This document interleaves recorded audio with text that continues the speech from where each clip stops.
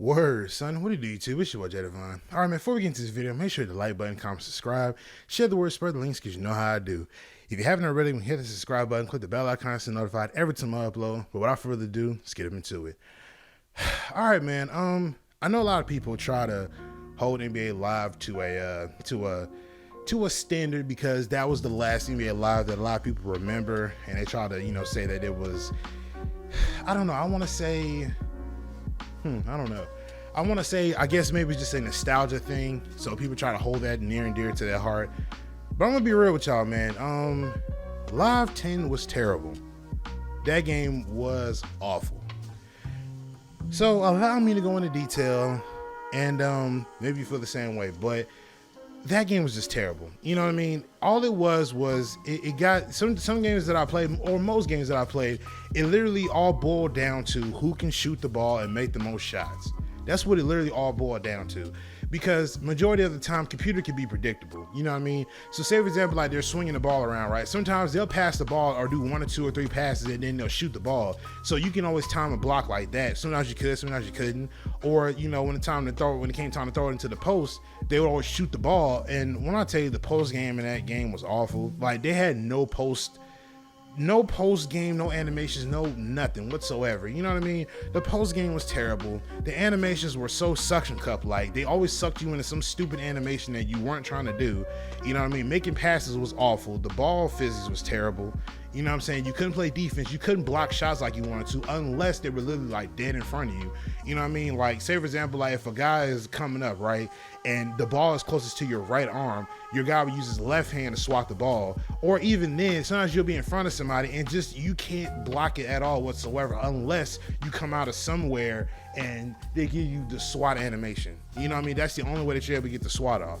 And then even then, sometimes, when you're trying to do dribble moves, the dribble moves, they look real suspect. They look really, really suspect. You know what I mean? It's either you do a dribble move, you slide past the guy, you do a dribble move, run into the guy, or you do a dribble move, size up, whatever it is, and then you run into the guy and you lose the ball. You know what I'm saying? And then don't get me started on the loose ball logic, because anytime the ball is loose, I've seen so many guys just walk over to the ball.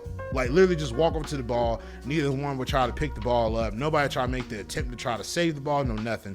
It looks so like amateur. You know what I'm saying? It was so bad, bro. Like I literally put on 2K10 to cleanse my palate. I captured nothing but 20 minutes of 2K10 footage. And mind you, I played all of them.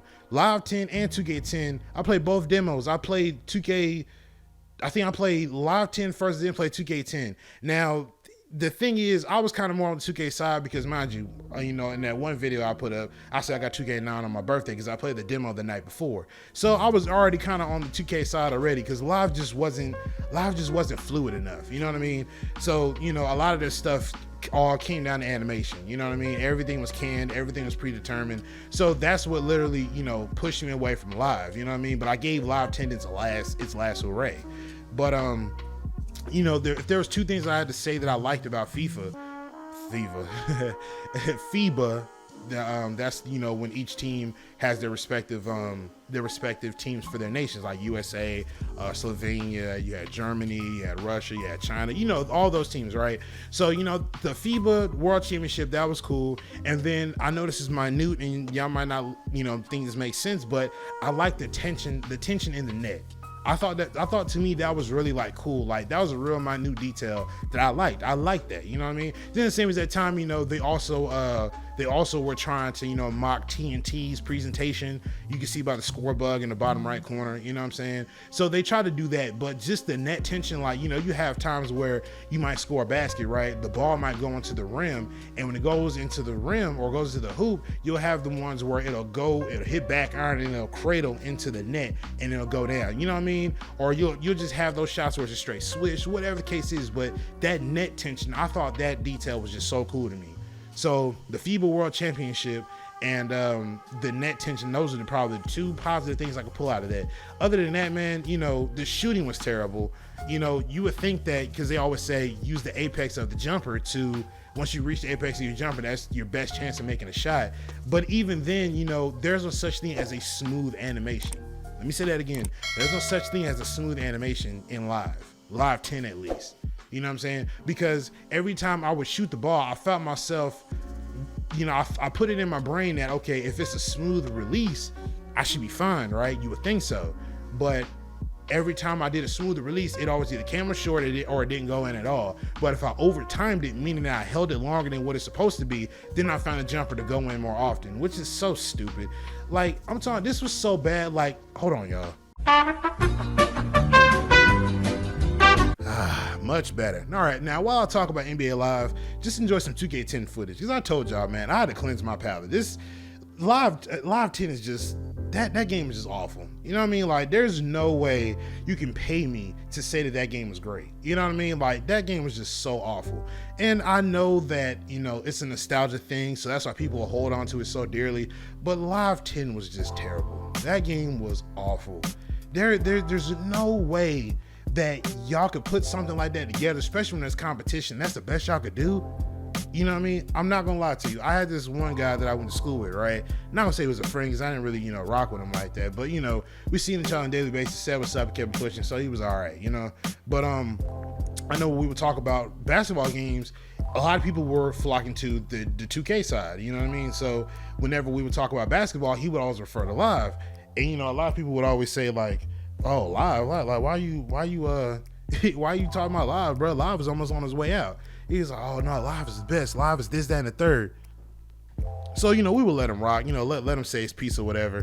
But, you know, we all knew what it was going to be when it came down to basketball, and 2K was leading the fire, leading the fight, you know what I mean? So, you know, Live 10, they had potential to do something, but 2K was just more innovative, and they had that initiative to really make a name for themselves in the basketball realm, you know what I mean? So with that being said, man, I mean, 2K just really wanted it more, you know what I mean? Now, as for the next NBA Lives, I don't know, you know what I mean? I mean, that's kind of a train wreck within itself.